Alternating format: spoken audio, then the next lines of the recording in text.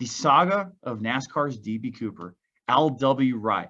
We finally have an idea of what happened with LW Wright. So if you're not familiar with the story, the legend goes that LW Wright bought his way into a NASCAR Talladega Cup race in 1982. Nobody knew who this guy was. Had a PR stunt, had some checks, ended up buying a car from Sterling Marlin. And to make a long story even longer, only ran a few laps, parked the car because NASCAR told him he was running too slow. And by the time people wanted to come collect the money, he was gone.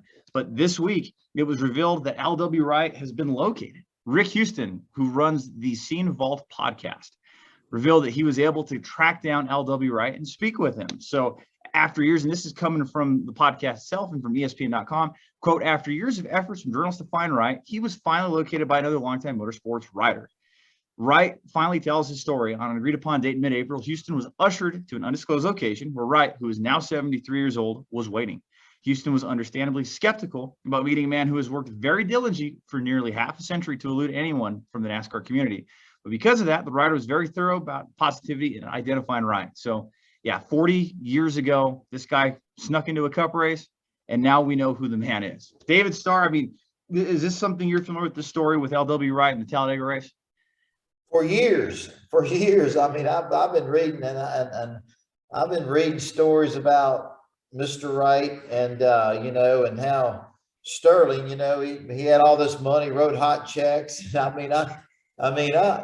read about it over the years, over the last 18 years, different times, and people bring it up. And man, I saw something yesterday about it, and I'm like, man, I gotta tune into this stuff. But I've been so busy since I got back from Dover, I hadn't had a chance. But I can't wait to go to a podcast or see this broadcast because, man, I want to hear the story. You know what I mean?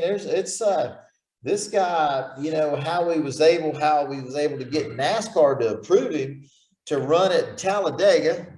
And racing at Talladega, Dave will tell you it's really not that hard because like driving on a highway, but when you're in the draft, I mean, it's pretty intense, but I don't think he was ever part of the draft in that race. And I don't think he could keep up in the draft, and he was struggling. And I guess he was racing around Talladega so slow, they asked him to get off the racetrack, and he disappeared, and his checks bounced everywhere. It was just a crazy story that I read about for years. So kind of interesting. The mystery is solved, and I can't wait to see the interview and learn a little bit more about it. Hey, Dave, have you heard anything about this crazy story? No, I haven't, but I heard a lot about being in racing. I heard about stories like that. People just wanting to keep racing, they go buy tires and they're like trying to wear them out before they came looking for them. So. Absolutely. The craziest part for me, Dom, with that story is in the mystery behind it, that it took 40 years to find this guy. I mean, here we are with social media and technology with everything, where everything's at, I mean, we have these cell phones right here where, we're just a phone call away from anywhere in the world, and it took this long to find him. That to me is what blows my mind in all this. And the fact he's still alive. Absolutely. And I guess he wanted to get the story out there and set the record straight. From what I understand, he's not doing well, but wanted to make sure that his story got told. Heck, a whole book could be written about that entire experience. But I think back on that too, Tyler, I think like you, Starr, reading through this and just kind of seeing over the years the story behind this and the short documentaries on YouTube surrounding this.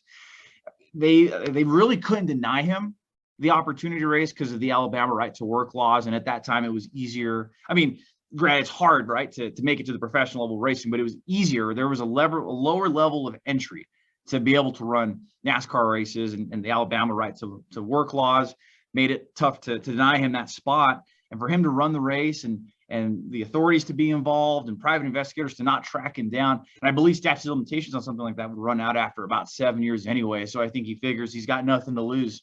And I think I remember reading too in this whole saga, he feels like if he is owing somebody money, he wants to face them and set the record straight and make things right from recording from the other stuff that I had seen over the last couple of days. So just more layers to this story than meets the eye.